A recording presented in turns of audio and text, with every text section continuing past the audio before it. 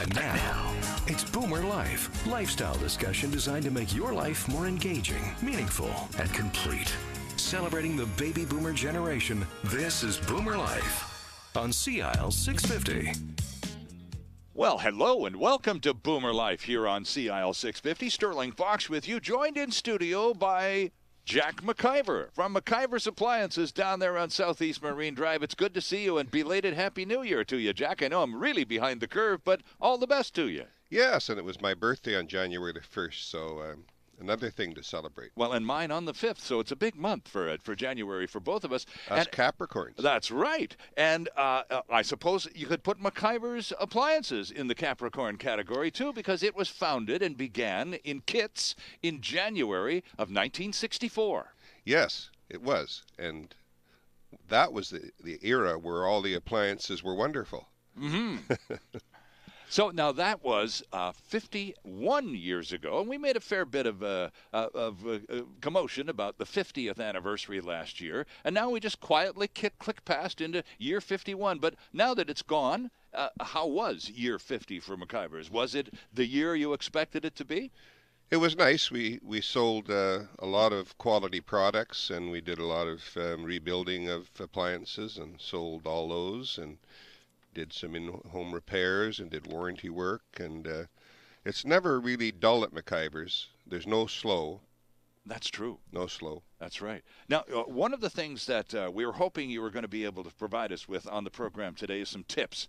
Jack, of course, is the guru of appliances and appliance repairs here in Vancouver, and we've got actually a couple of sets of tips.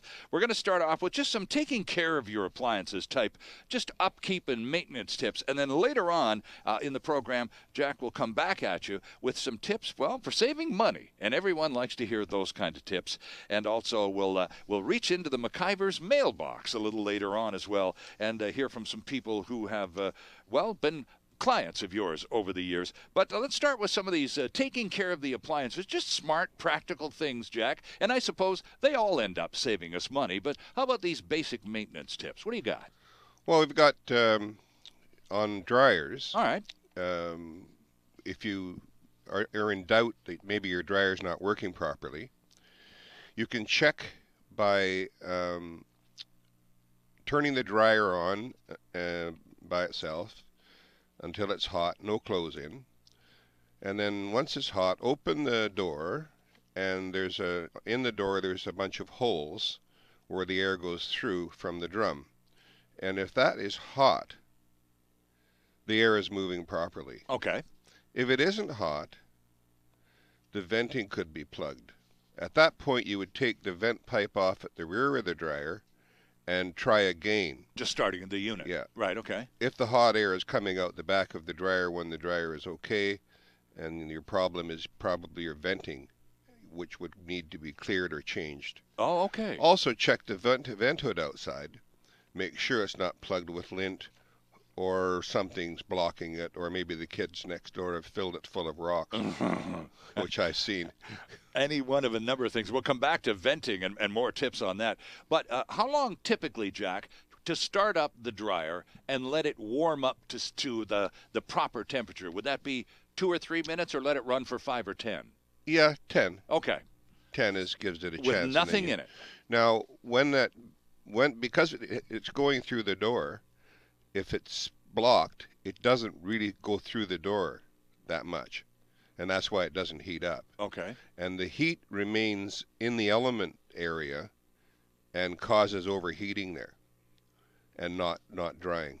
So that's one of the reasons that that's how I test them. Okay. I just turn them on, and then I put my hand on the door and I say, okay, this is working good, because I can tell in that period of time that it's warmed up full heat. Yep, so 10 minutes to take care of that. Mm-hmm. Okay. Yeah. Any other, off the top of your head, appliance taking care of maintenance type tips? Well, for the dryers that are stacked in or not stacked in closets, it's a good idea to crack the door on the closet enough to allow what we call makeup air, because the dryer is sucking air out. That's true. And in some cases, the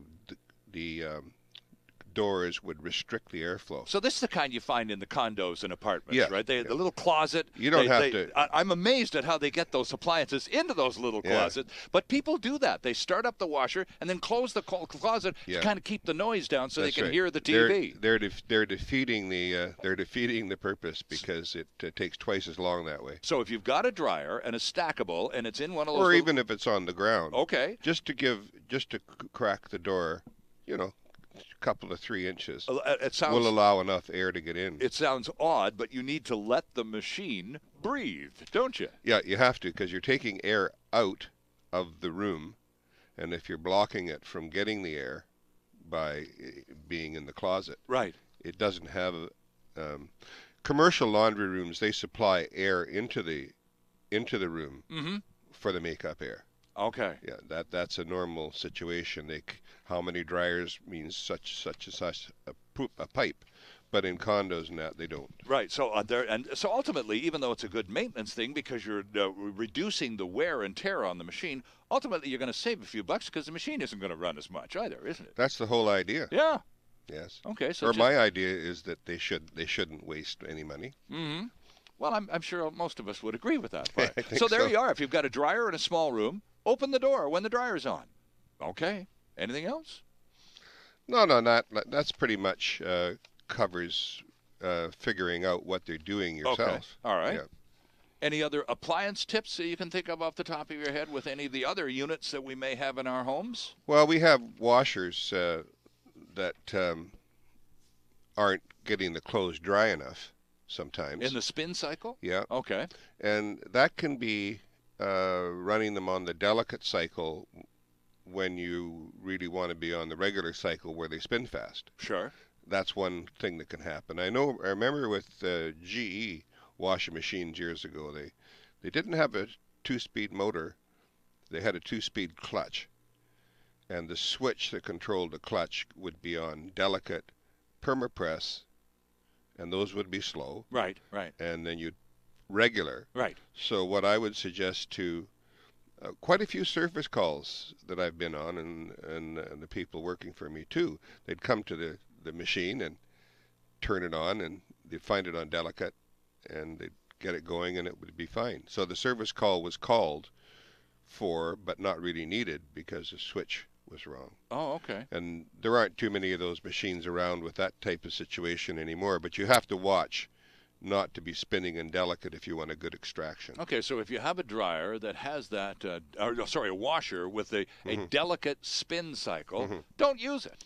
Unless, now obviously it was designed for certain fabrics, wasn't it, Jack? But everybody puts it on. Here's what I say. It's fine. Use it for the washing and rinsing process, but on the final spin them in the regular high-speed spin. Okay. And then that works good.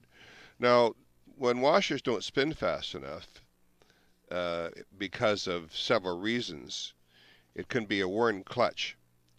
And on the direct drive Whirlpool washers, because the company being kind of dishonest, they removed 3 of the pads in the clutch and now have 3 rather than 6. Which was the original design was to have 6. So they take them out, so they slowly slow down. And why would they? Well, people throw them out because they're not spinning fast enough, but they can be fixed because we do have the 6-pad clutch, and we do put them in all the time and get them back to proper. And then they never ever have to replace a clutch once the 6-pad goes in. So was it improperly installed in the first place? No, they just removed the pads. Oh, I see. Yeah, they have 3 pads. Right, so why would they do that? Would that because they're dishonest. Oh, okay. That's the only reason I can see, and I have a lot of common sense in the appliance business, and I can smell a rat when I see one. And we'll talk about rats in a couple of minutes too. Obviously. Suddenly that's a whole, and we're actually talking about the 4-legged creatures, but we'll come up with that in a second. But first, a couple more tips here, Jack. Anyway, to go on with this problems for drain hose extensions that are too small in diameter inside the washing machine can't get the water through them fast enough during the spin cycle, so they will also cause wet clothes. And a hidden kink, a kink of the hose somewhere, can also cause it to restrict the water. And this means that people are taking the clothes out of the washing machine with, 10 or 15 or 20% more water than they should have. Right. Excuse me. And increases their drying costs. Okay. So the hose that you're talking about that isn't sufficiently wide enough in diameter, would that have been a manufacturer-installed hose or an aftermarket that someone had tried, maybe to customize it because of its location or proximity to the sink for draining, that kind of thing? They're aftermarket hoses that are staged down. They're the right size where they start, but they stage down. They thin out to half size. Oh, okay. And they're sold in big box stores and some hardware stores and things like that. But if you go to a parts place like our place, you'll get a hose that'll do it properly. Okay. Yeah, but we find lots of that. Okay, and it just creates undue back pressure on that hose because it can't drain properly. Can't get rid of the water through the small diameter. And ultimately, does that wear down the engine on the spin? Yeah, spin burns cycle. out the clutches. Right. And hard on the motor, hard on the timer. Okay. So again, just check the hose, and especially, and this is something I guess you get a lot of calls about. You answer a lot of phone calls down there at McIvers, Jack, and a lot of people call up, and a very common problem is there's something wrong with my dryer, Mr. McIver. My clothes aren't coming out of the spin cycle as dry as they used to. Can you please come by and have a look? And in many cases, it's an aftermarket hose, right? Yeah, yeah. I mean, there's all kinds of things that we run into. Sure. Because the products that are being offered are not really fit for the purpose they're designed for. That's what's wrong with that hose. Right. So I call them the killer hose. They kill the washing machines. And it's not a very expensive remedy either, is it? If you get to purchase a piece of hose. Well, it looks okay because it does fit on the big end is the same size as your unit, right? But they don't. It doesn't. Unless they're mechanical, they wouldn't notice that it stepped down 50%. Right. Right. Because it's one that you cut off for what size you need.